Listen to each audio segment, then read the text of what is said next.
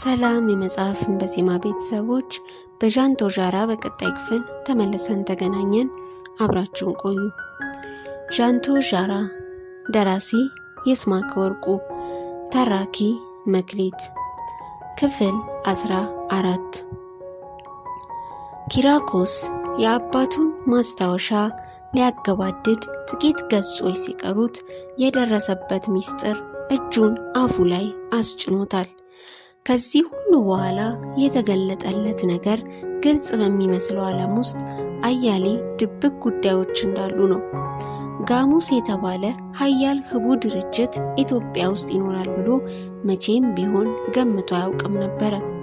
ህቡ ድርጅት መኖሩ ሳይሆን ያስደነገጠው ድርጅቱ የተቋቋመበት ዓላማ ነው። የአባቱ ማስታወሻ ከድርጅቱ ስያሜና ትርጉም ጀምሮ ሁሉ ነገሩን ሆጭ አድርጎታል። ጋሙስ የሚለውን ቃል አለቃ ኪዳነ ወልድ ክፍሌ የተባሉ ሊቅ መጽሐፈ ሰዋሰው ወግስ ወመዝገበ ቃላት አዲስ በሚባል መጽሐፋቸው ውስጥ እንዲህ ያስቀምጡታል። ጋሙስ የኦርት ቋንቋ ጋሙሻ ይለዋል። ጎሽ ቀንደሹል የበረሃ እንስሳ፣ መልኩ የበሬ፣ ጠባዩ ያውሬ፣ እንዳንበሳና እንደ ነብር አዳኙን የሚሻ የሚከተል፣ በቀንዱና በእግሩ የሚበቀል፣ ግብጦችና ህዶች የሚያልቡትና የሚጠምዱት፣ ጠጉረ ስስ ቀንደ ገላላ፣ ሻኛ የሌለው ግራም ጭምት የቤት ጎሽ አላቸው ሲሉ ይገልጹታል። በአጠቃላይ ጋሙስ ማለት ጎሽ ማለት ነው። መልኩ የበሬ ጠባዩ ያውሬ ጋሙስ የተባለውን ድርጅትና ጠባዩን በትክክል የሚገልጽ ስያሜ ነው። የኛው ጋሙስም መልኩን ከበሬ ጠባዩን ካውሬ ለመውረሱ ከኔ በላይ ምስክር አይገኝም። ቆዳውን ከበሬ ቀንዱን ከጎሽ የተዋሰ በሰዎች የተቋቋመ ጠባዩ ያውሬ የሆነ ድርጅት ነው። ጎሽ ለልጇ እንደምትዋጋ እንዲሁም ጋሙስም ላቋቋመው አካል ሟች ነው። አስቀድሜ እንደገለጽኩት ይህ ድርጅት የተቋቋመው በ9 ሰዎች ነው። ያቋቋሙትም ከፍተኛ የገዢው አካል ሰዎች ናቸው። በ1989 ዓ.ም ጋሙስ የተቋቋመበት ዋና ዓላማ ባጭሩ የከፍተኛ ባለስልጣናትን ቀጣይ ዕጣ ፈንታ ማመቻቸት ነው። ገዢው ፓርቲ ከተፈናጠጠበት የስልጣን ኮርቻ ላይ ምናልባት ቢወርድ ውስን የሆኑና ጋሙስን ያቋቋሙት ባለስልጣናት ያለ አንዳች እንቅፋት እንዲሸሹና የፈለጉትን እንዲያሸሹ የማድረግ ኃላፊነት ያለበት ድርጅት ነው። የወራጅ ባለስልጣናቱን ሀብትና ንብረትን በማይታዩ ሌሎች እጆች ማሸሽ የዚሁ ህቡ ድርጅት ስራ ይሆናል። ከደህንነት ቢሮ የላቀ ታማኝነትና ብቃት እንዲላበስ ሆኖ በመፈጠሩ ለፈጠረው አካል የመለኮትን ያህል የሚታመን ነው። የደህንነቱ ቢሮ የማያውቃቸውን አያሌ ምስጢሮች ያውቃል። አስፈላጊውን ይለቃል፣ አላስፈላጊውን ይደብቃል። አንዳንድ የሐሰት መረጃዎችን ያረቃል፣ ይለቃል። በተቻለ መጠን ገዢው ኃይል በስልጣን ኮርቻው ላይ ያለ አንዳች ኮሽታ እንዲቆይ በህቡ የሚደረጉ ሴራዎችን ያነፈንፋል፣ ይጠልፋል፣ ያጠፋል። ገዢው አካል የሚጠራጠራቸውን የጦር ክፍሎች፣ ከፍተኛ ባለስልጣናትን፣ ሌላው ቀርቶ የደህንነት መስሪያ ቤቱን ይሰልሳል። ጸረ ስለላ መረቦችንም ይዘረጋል። ከዚህም በላይ ያቋቋሙትን ባለስልጣናት እንደ አይኑ ብሌን ከመጠበቅ ባሻገር ሀብትና ንብረታቸውን ወደማይታዩ እጆች በማሸጋገር የባለስልጣናቱን የነገ ህልውና ያመቻቻል። በሌሎች እጆች የሚንቀሳቀሱ የባለስልጣናቱን ንግዶችና ከፍተኛ ቢዝነሶች ሚስጥራቸው እንዲጠበቅ የማድረግና የመከታተል ኃላፊነት አለበት። እንደሚታወቀው የሶስተኛው ዓለም ስርዓት ከስልጣን ሲወርድ ከሳሹ ብዙ ነውና የበላይ ባለስልጣን ሲወረዱ ክስ ሲያስነሱ ይችላሉ ብሎ የተጠራጠራቸውን ሰነዶች ያቃጥላል። ክስ ሊያነሱባቸው ይችላሉ የሚላቸውን ድርጅቶችና ግለሰቦችም ያፍናል፣ ያስወግዳል፣ ነገ ችግር ይፈጥራሉ ብሎ የተጠራጠራቸውን ግለሰቦችም ሆነ ድርጅቶች ሽባ ያደርጋቸዋል። ሆኖም እንዲኖሩ ከፈለገ ምርኩዝ ያቀብላቸዋል። ለድርጅቱም አደገኛ መስለው የታዩትን ግለሰቦችም ሆነ ድርጅቶች ወንጀል እንዲሰሩ በማድረግ የሰሩትን ወንጀል ለመሸፈን ሲሽቆጠቆጡ እንዲኖሩ ያደርጋል። ይህን ካላደረጉ የሐሰት ሰነድ አዘጋጅቶ ቀናቸው እስከሚደርስ ያስቀምጥላቸዋል። ያቋቋሙትን አካላት ንብረት ማሸሽ ብቻም ሳይሆን ቤተሰቦቻቸውም በኋላም ሆነ አሁን ችግር እንዳይደርስባቸው ሁኔታዎችን ያዘጋጃል። ይህ ድርጅት ሲቋቋም ጥብቅ መሐላ ከፈጸሙ 9 ግለሰቦች አንዱ እኔ መሆኔን ተናዝዣለሁ። ለምን ተናዘዝኩ? ከኑዛዜ አፎት የሚመዘዝ አንዳች የግልግል ስሜት ስለሚኖር ይሆን?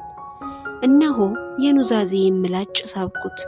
ድርጅቱ አጥምዶ እንድሰራለት ያደረገኝ በሚስጥራዊ ማህበረሰቦች ላይ ያለኝን ዕውቀት ለመጠቀም ስለፈለገ እንጂ ለሌላ አልነበረም።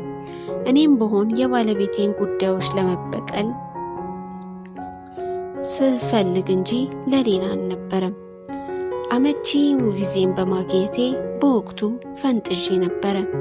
የባለቤቴን ጉዳዮች እንዳበደ ውሻ ቀጥቅጬ ስገድል ግን በጥሩ ፊልም አንሺ ባለሙያ ቪዲዮ እየቀረጹኝ ነበረ። በሰዓቱ በቀጥታ በቴሌቪዥን ቢያስተላልፉት እንኳን ግድ አልነበረኝም። ይህ የቪዲዮ ክር እኔን ከድርጅቱ ጋር አቆራኝቶ ለዘላለም የሚያስር ክር ነበረ። ሙሉ በሙሉ ለዚህ ድርጅት ሕይወቴን ለመስጠት በቀር አማራጭ አልነበረኝም። በዚህ ወቅት የደህንነት ቢሮ አባል በሆነም ውስጥ ለውስጥ ግን ዴርቶጋዳ ለተባለው ህቡ ድርጅት እሰልል ነበረ። የዴርቶጋዳን ጥቂት ሰላዮችም ወደ ደህንነት ቢሮ በማስረግ እኔ የመጀመሪያው ሰው ነበርኩ። በዴርቶጋዳ ውስጥም ከፍተኛ ሚስጥሮችን እስከ ማወቅ የደረስኩ ሰው ነበርኩ። የኋላ ኋላ ግን ወንጀል ያሰራኝ ድርጅት በዚህ ዴርቶጋዳ በተባለ ህቡ ድርጅት ውስጥ እንደምሰራ ደረሰበት። የዛሬ 2 ዓመት አካባቢ አንድ አማዲዮ ከተባለ የዴርቶጋዳ አባል ያፈነገጠ አባል ነበር የጠቆመብኝ። አማዲዮ ጭራው አልጨበጠኝ አለ እንጂ ያኛውን አፈንጋጭ ግን ኮተቤ አካባቢ በሚገኝ የባህር ዛፍ ደን ውስጥ እስከ ነፍሱ ቀብሬዋለሁ። አማዲዮ በቅርቡ ተይዞ ለደህንነት ቢሮ መወሽከቱን ሰምቻለሁ። ጋሙስ ዴርቶጋዳ ስለሚባለው ድርጅት ከሰማ ግን ዓመታት ተቆጥረዋል። ጋሙሶች ዴርቶጋዳ በሚባል ህቡ ድርጅት ውስጥ ዋና ሰው መሆኔን ሲያውቁ ሊያጠፉኝ ይችሉ ነበር። ሆኖም ይህን አላደረጉም። ንስሐ ሰጥተው ወደ ዴርቶጋዳ የጋሙስን 2 ዋና ዋና ሰዎች እንዳሰርግ መመሪያ ሰጡኝ። ምርጫ የለኝምና አደረኩት። አክሎግና አያና የሚባሉ 2 የጋሙስ ቁልፍ ሰዎችን የሐሰት ሰነድ በማዘጋጀት ወደ ድርጅቱ እንዲሰርጉ አደረኩ። ወደ ጣቅርን ተራራ ወስጄም አስገቧቸው። እኔ ይህን እኩይ ስራ ይሰራል ብሎ በተራራው ውስጥ ያለ ግለሰብ የመጠራጠር አቅም አይኖረውም። ይህን ክህደቴን ልጄ ሲያውቅ ምንኛ ይጠላኝ ይሆን? ምክንያቱም እሱ የድርጅቱ አባል ከሆነ ወዲህ ያለውን ሁኔታ መርምሬዋለሁ። የድርጅቱ ዓላማ በደሞዝ ሲራወጥ ይታይ ይመስላል። በመሰረቱ የመጀመሪያው ዴርቶጋዳ ከፈነዳ ወዲህ በድርጅቱ ተስፋ መቁረጤ ብቻ ሲሆን ከፍተኛ ክህደት እንድፈጽም አድርጎኛል አልልም። የባለቤቴን ገዳዮች ስጨፈጭፍ የተቀረጸው ዘግናኝ ቪዲዮ ጭምር ሳይገፋፋኝ አልቀረም። ይህ ብቻ ሳይሆን እስከ ደንደሱ በሞላ ስሪንጅ የተወጋው ጽጽ ግፊትም ሳይኖርበት አይቀርም። ይህም ብቻ አይደለም፣ ጋሙስ የጠየቀውን ጥያቄ የማይመልስ የለም። አክሎግን ያህል እርጉም ሰው በምድር ላይ ያለ አይመስለኝም። ሆኖም አክሎግን ያህል አያና ወደ ተራራው ይስረጉ እንጂ በተራራ ውስጥ አንድ የማያውቁት ከፍተኛ ሚስጥር አለ። ይህን ሚስጥር እንኳን እነሱ እነ ፕሮፌሰር በርናባስ እንኳን አያውቁትም። ዴርቶጋዳ የሞተው አባ ጀንበሩ ሲሞቱ ነው የምለው ለዚሁ ነው። አባ ጀንበሩ የውስጥ ለውስጡን መንገድ ከኔ በቀር ለማንም አላሳዩም። ያሁኑን አያድርገውና ታማኝና ገራገር ፊት ነበረኝ። እንኳን አባ ጀንበሩ እኔ ራሴ እንኳን ይህን ከፍተኛ ክህደት እፈጽማለሁ የሚል ግምት አልነበረኝም። ተራራው መከበቡን ሰምቻለሁ። ይህን ከፍተኛ ምስጢር ቢያውቁ ኖሮ እነ አክሎክ ተራራውን አያስከብቡም ነበር። ለምን ቢባል ከተራራው እስከ ዳጋ እስጢፋኖስ የተዘረጋ የውስጥ ለውስጥ ዋሻ መንገድ አለና ነው።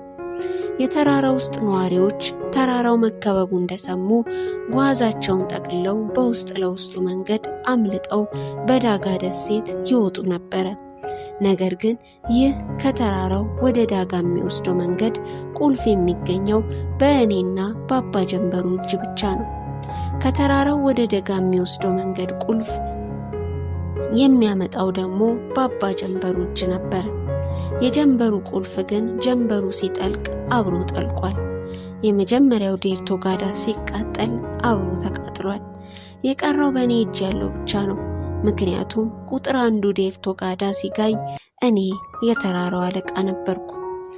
አክሎግና አያና ተራራውን አስከብበው በተራራ ውስጥ የሚገኘውን ኃይል ክንዱን ካደቀቁ በኋላ በተራራ ውስጥ የሚገኘውን ረቂቅ ቴክኖሎጂ ሁሉ ወርሰው ጋሙስን ከቦታው ይተክላሉ። ትልቁ አሳ ትንሹን አሳ ሲውጠው ነገሩ ይጠናቀቃል። ትንሹን አሳ ከመዋጥ ለማዳን እድሉ ቢኖረኝም ጊዜ ግን ቀድሞኝ ሮጧል። አገልግሎቴ በማብቃቱ ወደ ኢትዮጵያ እንዳልገባ ታግጃለሁ። ትላንት ማታ ፓስፖርቴን ተቀምቻለሁ። ምናልባት ዛሬ ደግሞ ነፍሴን እቀማ ይሆናል። አክሎክ እንድገደል መወሰኑን አልጠራጠርም። ልጄ ከጀርመን የሚመጣበትን ቀንና ሰዓት አላውቅም። ቢዘገይ ደስ ይለኛል። የኔን ጽዋ ያለ ኃጢአቱ አብሮ መጎንጨት የለበትም። ይህን ማስታወሻዬን በቀላሉ ከሚያገኝበት ለማስቀመጥ ድፍረት አጥቻለሁ። እሱ እንዲያገኘው ብዬ ሌሎች በቀላሉ። ኪራኮስ ከዚህ በኋላ የተፋጠጠው ከባዶ ገጽ ጋር ነበረ። የአባቱ ጽሑፍ እዚህ ላይ አብቅቷል። ምናልባት በዚህ ሰዓት በር ተንኳኩቶባቸው ተነስተው ይሆናል። የተገደሉትም የተንኳኳውን በር ሲከፍቱ እንደሆነ ኪራኮስ ገምቷል። ገዳዮቻቸው ሲያንኳኩ በችኮላ ማስታወሻቸውን ከመጽሐፍት መደርደሪያው ከመሰንቀር ባለፈ ሌላ እድል እንዳላገኙ ገባው። ሆኖም ነፍሰ ገዳዮቹ ወደ ውስጥ አለመግባታቸውን ቆይቶ አረጋግጧል። ገድለዋቸው ወዲያውኑ በችኮላ መሰወራቸውን ጠርጥሯል። ኪራኮስ የሚይዘው የሚጨብጠው አጣ። ስልክ ወደ ሜሮዳ ለመደወል ከጀለው። ሆኖም ስልክ እንዳይደውል ያስጠነቀቀችው ፈጥኖ ታወሰው። ወደ ተራራው ሞከረ። አንድም የሚሰራ ስልክ የለም። የግዱን ትዕዛዟን ችላ በማለት ወደ ሜሮዳ ደወለ። ሆኖም ስልኳ ዝግ መሆኑን ከማረጋገጥ በቀር ሌላ ነገር አልፈየደም። በፍጥነት ወደ ኢትዮጵያ መብረር እንዳለበት ወሰነ። ከእርሱ በቀር ተራራውን ሊያድን የሚችል እንደሌለ ተረድቷል። በሐሳቡ ወደ ተራራው እንደገባ አክሎክ ላይ ዘሎ ሲከመርበት አያናን አንቆ ትንፋሹ አጥሮት ሲሞት ታየው። ይሁን እንጂ ወደ ተራራው እንዲህ በቀላሉ መግባት እንደማይችል እንደገና ተገነዘበ። ተራራው ተከቧልና እንደገና ሌላ ብዥታ ሰውነቱን ሲወረው ተሰማው። አባቱ ቁልፉን ያስቀመጡት የት እንደሆነ አለማወቁን አስታወሰ። ውድ የመጽሐፍን በዜማ ቤተሰቦች ዣንቶ ዣራ ክፍል 14 ይህን ይመስል ነበር። በቀጣይ ክፍል እስከምንገናኝ ላይክ፣ ሼር፣ ሰብስክራይብ በማድረግ ቤተሰብ የሆናችሁ ቆዩን። ቤተሰብ የሆናችሁንም ስለምትከታተሉን እናመሰግናለን።